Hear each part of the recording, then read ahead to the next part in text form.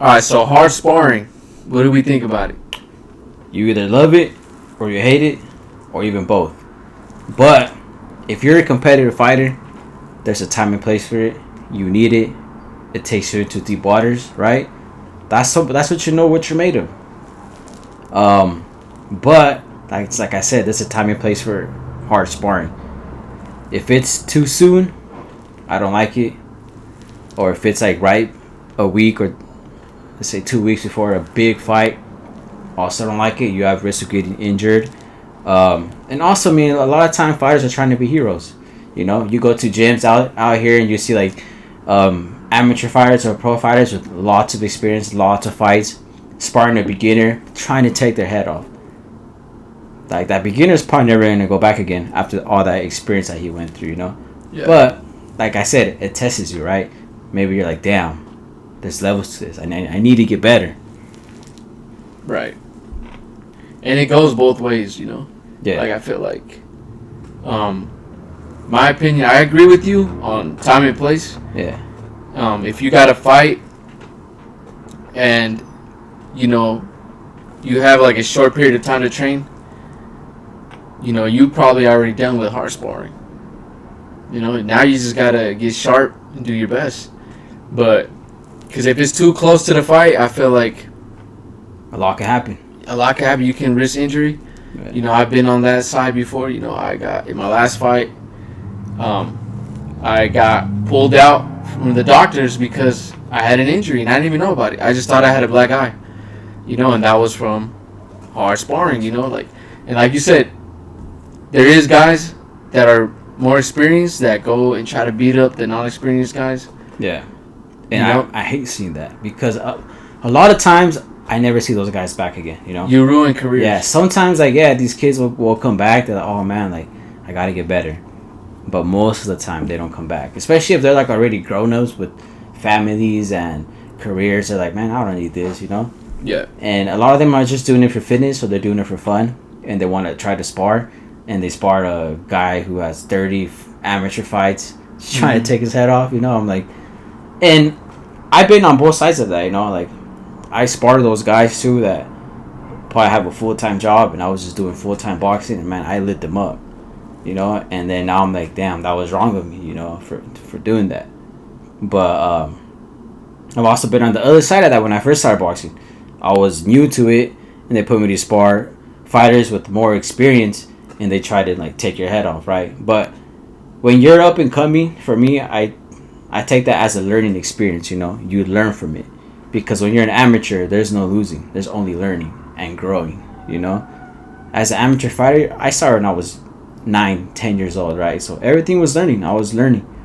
But a lot of times you're like, damn, like, I don't want to go back there just to get beat up, you know? In the beginning, I was kind of like that. I was like, I don't want to go, you know, just so they could put me to spar and these guys try to take my head off. But you learn from it and you grow from it. Yeah, I agree with that. I mean, that's how you get better. I feel like that's different. Yeah. I feel like because that you need that. That's how you get better. Because that's how I gained my experience too. I was just a kid with 2-3 fights, and I was sparring multiple time national champions, back to back, bro, like bunch of times. And you go home with the headache. Not really, because I feel like I grew so much from those guys. Yeah. You know, like I feel like I grew and my confidence grew so much. Yeah. See, that's what it helps you with. This is the thing though. Is that there's guys that know how to work. The guys that I used to spar back then, they knew how to work with me. You know? There's some guys that don't know how to work, and those are the guys that are dangerous. Yeah. Though I call them, they're just basically assholes, bro. Yeah. You know, like, yeah, because like if you hurt someone in sparring, you pull back, right? Yeah. These guys will still try to like there's until you're in the ground.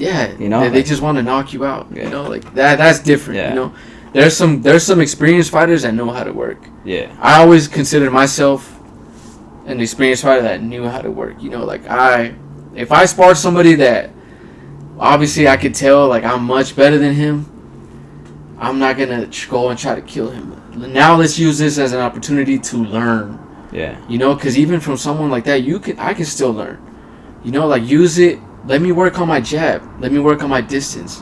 Let me work on something. Since this guy's not on my level, let me work on something. That's how you learn. Yeah, that's how you learn. You know, you don't have to kill him. Yeah. You don't. Because, like, just like you said, you don't learn anything from beating them up, you know? Like, exactly. Like, no, if it's like 2 evenly matched sparring and you guys are both getting ready for a fight, and that's when you can like go hard. But if you're like just taking advantage of the situation, that's when I'm like, nah, I mean, that doesn't make sense, you know? And there's been a couple of times where like I've sparred people like fighters that have 1 or 2 fights. They're in their 30s, they have full-time jobs, they have a family, and I'm like, all right, I'm just gonna work on defense this round, or I'm gonna just use my jab this round, you know, like go lighter on them, you know. And so sometimes they try to be heroes too, like they hit you and like, oh, I'm gonna try to like show them what's up. So then every now and then I'll show them, you know, bam, like hit them with a good shot, good counter, just to put them in their place, you know. Because also, like, a lot of times I like to go at the level that they're also trying to go at, you know. If they're trying to like kill me, I'm like, all right, bro, like if you want that work, then all right, you go get that work, you know. Yeah, that's true. That's true. I agree with you. I was gonna talk about that too, because there is also like how we call them gym heroes or sparring heroes, that literally those guys sometimes don't ever even fight. They just want to spar. That's their fight. So if they're gonna get you in the ring, that's their fight. That's to them. That's fighting. And then, you know, like, so they're gonna try to make it street fight, dirty. They push your fucking head. They elbow you. They push you. They try to wrestle you. Yeah, some guys, I've had guys take off their headgear trying to fight. You know, like you see shit like that. Bro, you know, I like, just beat you easy right here. Yeah, they get angry and they think like for some reason it's gonna be different if they take off their headgear. But bro, like if I just beat you in sparring, bro, imagine what I'm gonna do to you outside of sparring. Yeah. But like, okay, yeah. So like, there's those guys too, like the gym heroes, sparring heroes, right? And then like, this is another thing that I want to talk about.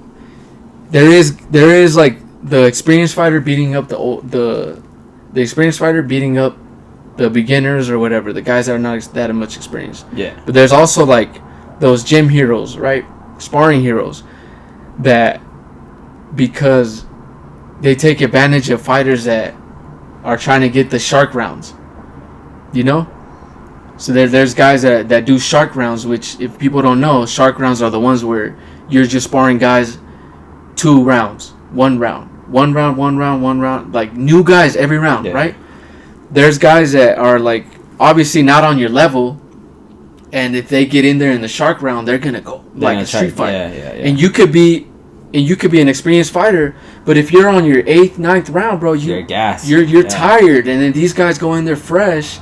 And they're like street fight guys, like boom, boom, boom, boom, boom. Yeah. Like that's kind of like also like another form of taking advantage. You know, like you can also take advantage of somebody like that. Yeah, that's true. Yeah, but and these guys are getting ready for fights sometimes. You know, like it could be a professional fighter getting ready for a fight, or a high level amateur fighter getting ready for a fight. And if you do that shit, like see with that, like if it's like 2 weeks before a fight, then that's when I'm like, all right, you're risking an injury there, right? Doing all that. So that I don't agree with. But if it's like maybe 6 weeks before, you know, they're pushing you, you know? So I'm like, like a lot of times, like, like even if you're tired and they're going hard at you, like they're pushing you, you know? So like you never know how you're going to feel in the fight, you know? Like maybe you're 8 rounds in and the guy's still fresh and you're a little tired, but you've been there, you know? You've been there. You've been tested. Yeah. So I feel like that I agree with. But if it's like 2 weeks before a fight, it's more risky because you could get injured, you know. And that's when I'm like, then they're also messing with your finances, because if you can't fight, you don't get paid, you know. And I'm like, that's your career. That's perfectly said, dude. Like, I feel like that was perfectly said. Yeah, that's like, you need that as a fighter. Yeah. When you got time. Yeah. You know, 5 weeks, 6 weeks in, 4 weeks, 3 weeks, 2 weeks is already risking it too much. 2 weeks, and the last week is already pushed. Like you already should be tapering down a little bit and sparring guys mostly just for getting your time, like having your timing for your fight, you know. So like let's say like if you're sparring 2 weeks before a fight, you think you should let your sparring partner know? For sure. Yeah, because I think that should be like a you thing or your coach. Your coach, yeah. Obviously, your coach and the other guy's coach should be like, hey, we got a fight next week. You know, let your guys know, you know, like, we're gonna work with you. You gotta work with us too. Yeah. You know, like obviously the guy that's getting the rounds, the shark rounds, should also not be trying to knock them out. Yeah. Like it should just be work. You know. Like, Yeah, you're just working on trying to get better. Let's work on our game. Yeah. Like Devin Booker said, you know, like we don't need to be running doubles in practice. You know. Practice. Yeah, you know, like it's practice, bro. Like, you know, like you don't need to be the hero. It's practice. You're trying to get better. You're working on your game. Yeah. How are you gonna work on your game when you got people trying to street fight you? Yes, I'm mostly talking about 2 weeks. Yeah. 3 weeks around there. You know, like if we still got time, bro. Bring the heat, bring bro. it on, yeah, because you need it. You know. Yeah, bring the heat. That's when we need to get better. Yeah. But if it's getting closer to the fight, then I'm like, yeah, that's when you got to push back a little bit, work more on sparring to learn, than sparring to try to hurt one another, you know. But also, like, not just that, like, even like a lot of times, I see even like a lot of pro fighters talk about it. I've heard a lot of like famous pros talk about it, that these fighters get more brains damage, more CTE from their camps than from the actual fight. I saw that. You know? I saw that. So I'm like... But, and you know what? No, it's true, because you know what that theory came from? It's the gloves. Do you know that bigger gloves causes more damage to your head? They have more impact, right? They're heavier, so they carry more weight. We spar in 18 and 16-ounce gloves. Yeah.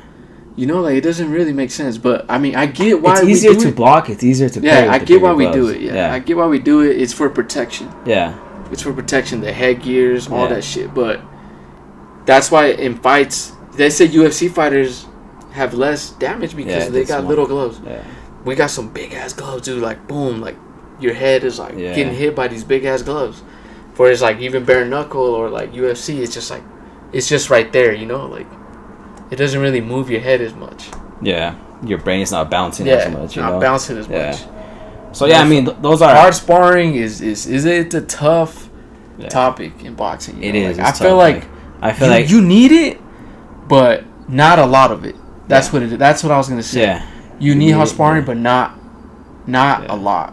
Because maybe if you're gonna do a hard sparring 1 week if you got time. Yeah. Next week, let's do like a lighter sparring. And then we'll go back next week and get. That's why it's good to find like sparring partners that you're cool with, you know, and know how to work. Like you guys will be on the same page. Like, all right, today we're doing hard sparring, so don't get your feelings hurt. Mm-hmm. And then the next day we'll be like, all right, now we're gonna work on learning. Right, we're gonna work on defense, jabs, whatever, you know. But you're trying to learn. Yeah. And so I'm like, it doesn't really make sense that you're risking.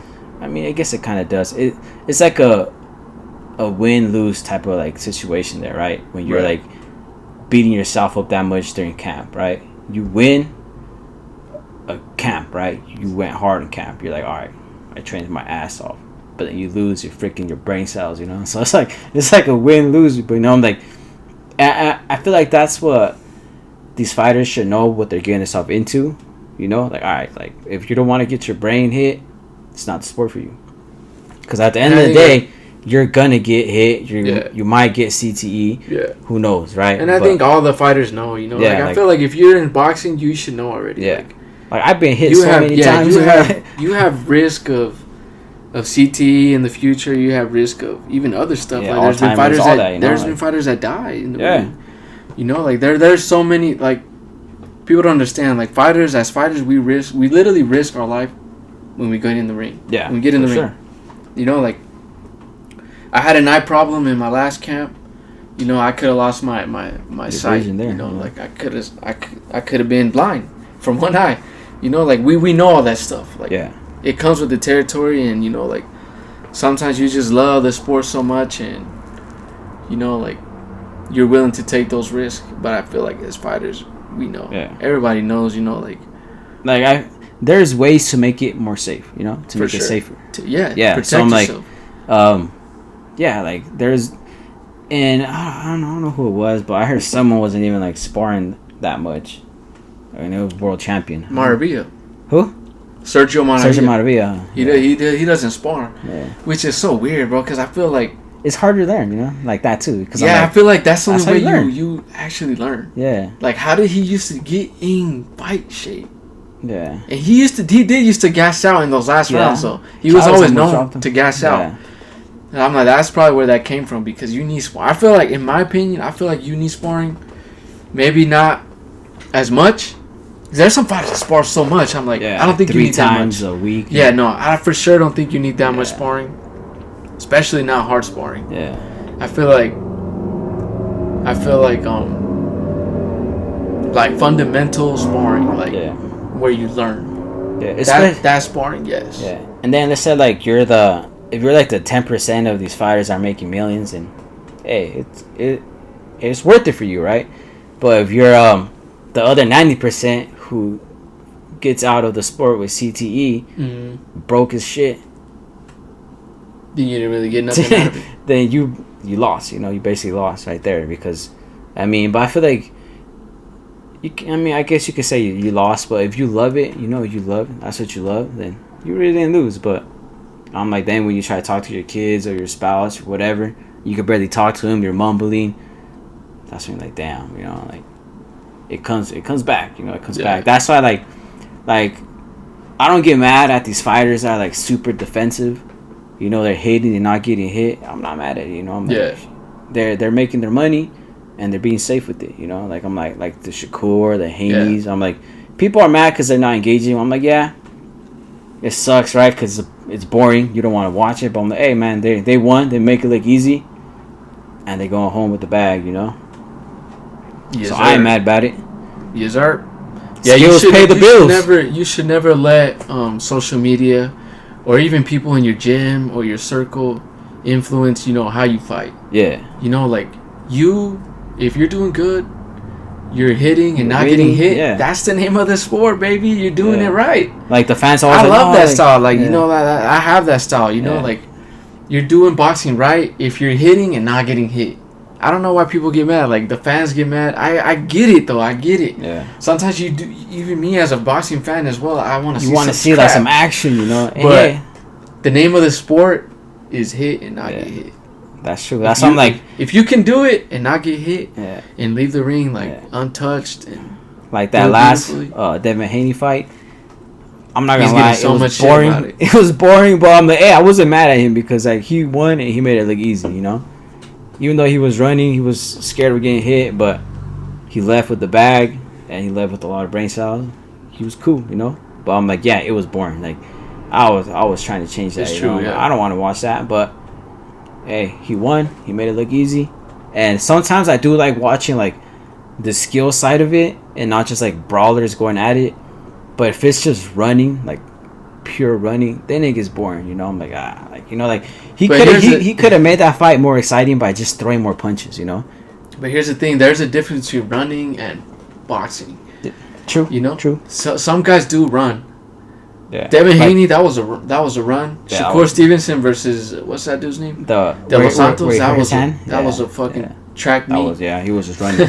If you want like a good example of a boxer, watch the Floyd Canelo. He was staying in front of him. Mm-hmm. Right in front of him, he was still boxing. Like he wasn't running around. He was just slipping punches and counting off of it. You know, so that's a good fundamental fight right there where you can learn how you can box and not run. Yeah, that's a perfect example. Because I'm like, you know, but I'm not mad about it though. I mean, if I had those skills, that footwork, like Devin Haney, I mean, it still takes jab. It takes hella conditioning. To do what they do. Like nobody is shitting on them because of that. Yeah, I think that people are just mad because like they want to see. They want to see more like an exciting fight. And I'm like, he could have probably stopped Jose Ramirez if he would have thrown more. You know, because when he was actually throwing, it looked easy, but he just doesn't want to get hit. Because when you do throw, you have that risk of getting countered, getting hit. You know, and then a punch could change your fight. You know, true. That's why you gotta protect yourself at all time. You know, fight good, fight smart. You know, and going back to the sparring thing, guys. You know, don't try to be a hero. Nope. You know, just learn in sparring. Yeah. Learn in sparring. That's what sparring is for. You learn. That's what sparring is for. Just try to learn. If you're the experienced guy, stop trying to kill these guys and learn. If you're the experienced guy, Stop trying to kill these guys and learn. And if you're on the other side and you're unexperienced, learn something from the professional that you're sparring. Don't try to go in and kill them. Yeah. Learn something from the professional that you're sparring. You know, like, learn something. That's what sparring for, is for learning. You know? And if you're the guy that tries to knock people out in sparring, stop filming it and putting it on YouTube and Instagram Reels and shit. Especially if it's a beginner. Yeah, dude, that makes you look kind of like... Like, it does. Like, if you look at those comments, everyone's just, like, dogging him. Like, that guy looked like he just his first day at the gym and you're already trying to knock him out, you know? I'm like... Stop doing that. Yeah, don't use do sparring that, guys. to learn, and that's it. Like, if you go in there with someone your level and you guys want to do hard work, spar hard, go for it, you know? Like, actually, I'm not saying it's bad. Like I said, there's a time and place for that. But don't be heroes. Don't be heroes all the time. Learn and grow, and, man, you'll be successful in the sport. If you go out there just trying to do hard sparring every single time, and you might still be successful, but when you get out of it, it's not going to be good. It's not going to be good. But, hey, guys, that's it for episode 3. Remember to stay safe out there, guys. Wear your headgear. Wear your headgear and your 18-ounce gloves. But keep working hard, guys. Spar safe, guys. Spar safe. All right. See you guys. I'll get you Sabroso t-shirts. See you guys on Catch that y'all on the next episode, man. Stay safe out there. Peace out. Bam.